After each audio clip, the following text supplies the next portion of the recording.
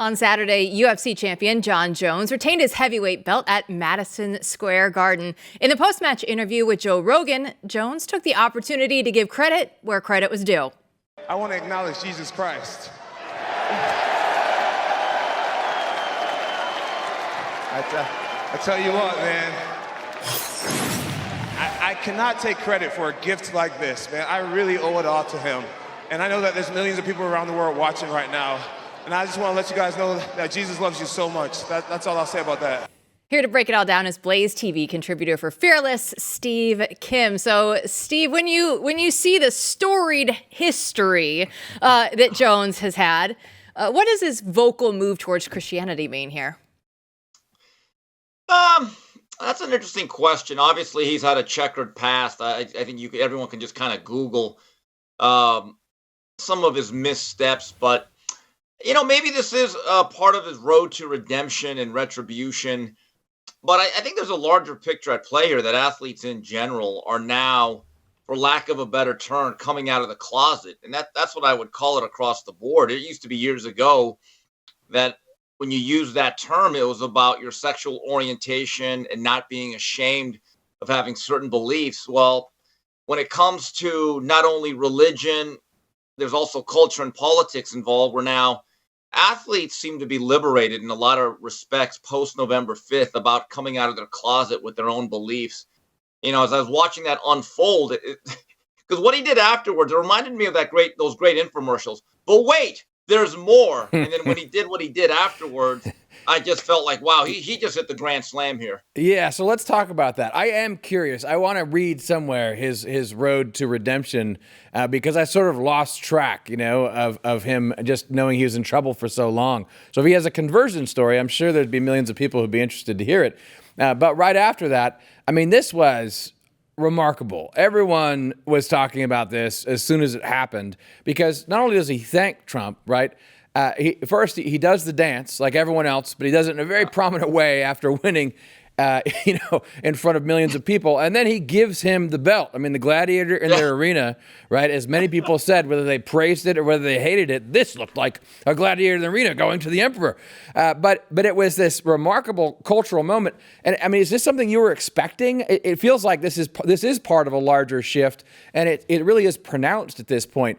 But an objection would be like, well, this is MMA and it's always leaned for Trump, so whatever, it's not really as big as you guys are making it out to be. Yeah, in terms of him doing the dance, that dance craze is the biggest since probably the Macarena. Here's the thing that's interesting about that. In terms of Donald Trump and his association with the UFC, people have to remember years ago when I was a kid growing up, I knew him as two things, guys. It was not a future president. He was the owner of the New Jersey Generals, the USFL football team. That league was ill-fated.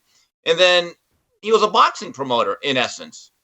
The Trump properties hosted a lot of big fights in Atlantic City. So he's always been a sportsman to me.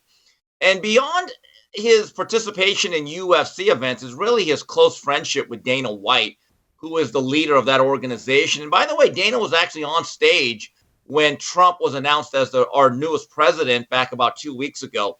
So none of this is a surprise. Donald's been up there many, many times. He always gets that position right in front of the octagon. Guys, as I'm watching this play out, other fighters throughout the night on the undercard were making their way to President Trump and paying their respects. They were having some small conversations. They would point at him. But when Jon Jones, who is one of the most famous and greatest ever in the UFC, busted out the dance moves, I said, wow.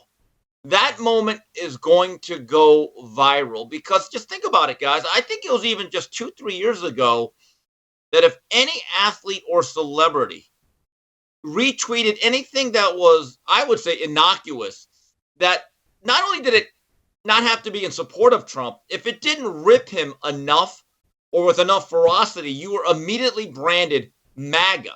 And it was certainly used as a pejorative. Now it's amazing that MAGA is something that people are very proud to espouse and to exhibit, and I think it's great to see. Well, Steve, it was like Avengers Assemble. It wasn't just Trump there. He said, everybody, get on the plane. We're all going. It was Vivek. It was Tulsi, RFK Jr. You throw in Kid Rock for good measure, right? But it's almost a weird feeling, Steve, because now, maybe for the first time in my life, like the GOP are the cool kids. Do we need to be concerned about being the cool kids? We don't know how to handle this. No, we need to embrace it. Look, Donald Trump's had the greatest personality arc in about a month. He went from Adolf Hitler to Julius Caesar. and then this is the thing that bothers me about the corporate legacy media. There's people complaining about this whole thing about his roster coming in and how bad it is, the imagery. And I'm thinking to myself, hey, buddy, did we forget the Squad? Remember the infamous Squad? What a great impact they made on American society, huh?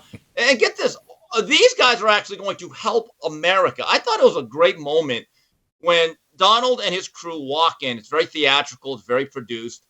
And when that audience at Madison Square Garden busted out the USA chant, I mean, just think about how far we've come just in the realm of sports. It wasn't that long ago that not only were we not singing the national anthem, they were bringing in other songs, which fine, you can have your opinions on that. But the participants and maybe some of the people in the audience, they weren't standing up. They were actually protesting it. And to now go to this, no one's even thinking about doing that anymore. I don't think the cultural norms have shifted to a 180 where to a point that if you do not show the respect that is really deemed worthy, you're going to come into the crosshairs of the American public. So no, we should not be concerned that we are the cool kids now. But here's what I believe Donald Trump now has an edict from the American public.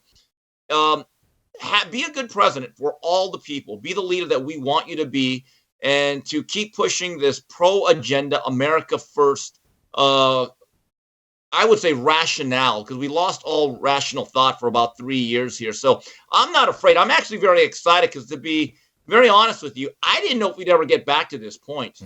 No, and Charles Barkley got in on the action. He congratulated Trump. He said he won fair and square, but he also went after the Democratic Party for, quote, not having a plan, and dismissed any other excuses for Harris's loss. Listen. We lost because we had no game plan. We still haven't solved the immigration problem, have no viable answers, never addressed inflation, bringing all these stupid stars out to rally the vote. What was that? Hey, I love Beyonce.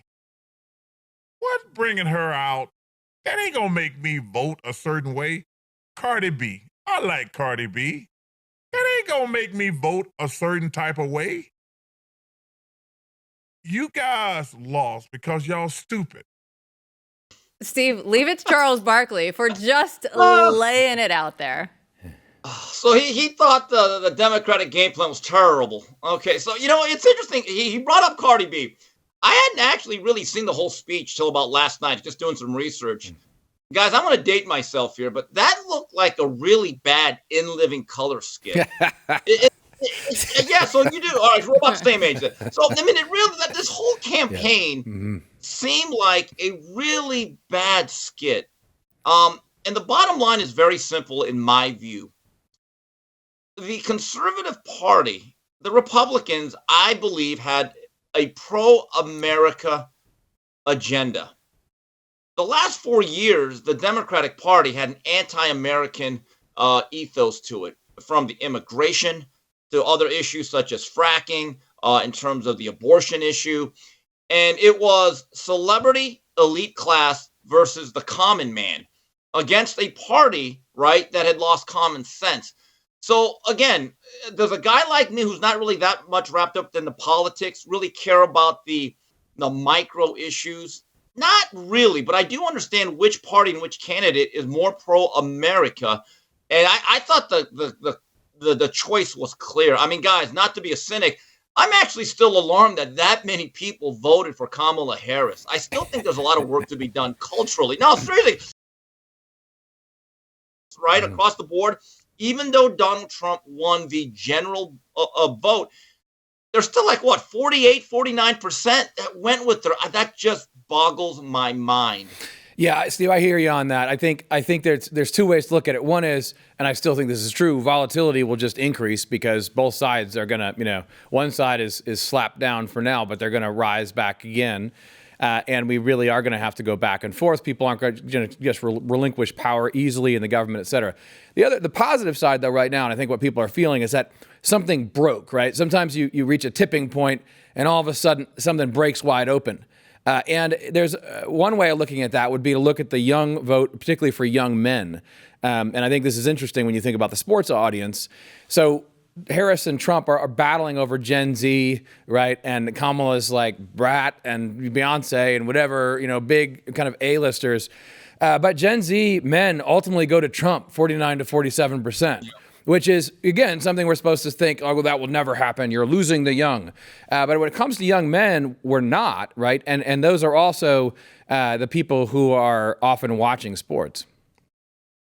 Yeah, so you're telling me Harry Sisson really wasn't this great influencer for the Democratic Party? Wow, I'm stunned.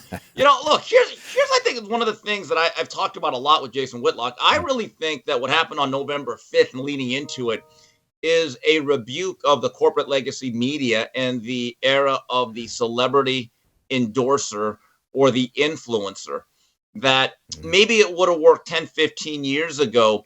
But I know this, people who live in the middle class suburb or working class area or a flyover state, I'm not so sure they really are going to listen to Oprah or a Beyonce about their first world problems. Their problems are not my problems. When they're broke, it's a little bit different than when I am. And so all of this, I thought, was a confluence of events and circumstances where the American people coalesce. I mean, think about this. This is one thing that does encourage me. If you look at across the wide-ranging spectrum of every demographic in America, except for one, and we know which one, there seems to be, I don't want to say a red wave, but there is momentum. Donald Trump, even in the states that he lost, made up ground. And I live in California. It's turning more red. And I never thought I would say that if you look at the counties and the local municipalities, if you look at the map, about 2-3 years ago, it was very blue. Now it's much more red. So there is progress being made culturally in this great country of ours. That's right. Give me Steve Kim as an influencer any day.